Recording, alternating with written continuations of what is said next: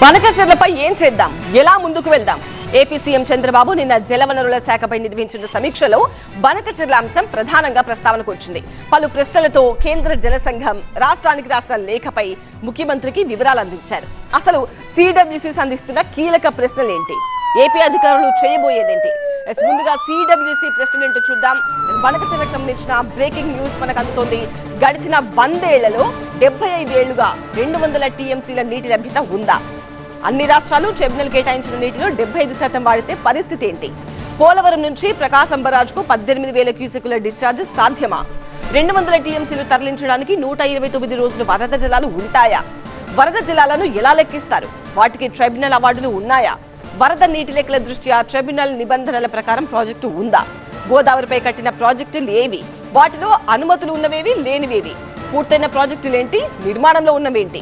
ప్రతిపాదిత నీటి వినియోగాల గణాంకాలు ఇవ్వండి అని సిడబ్ల్యూసీ కోరింది. సిడబ్ల్యూసీ పంపిన ఈ ప్రశ్నలను సీఎం చంద్రబాబు దృష్టికి తెచ్చారు అధికారులు.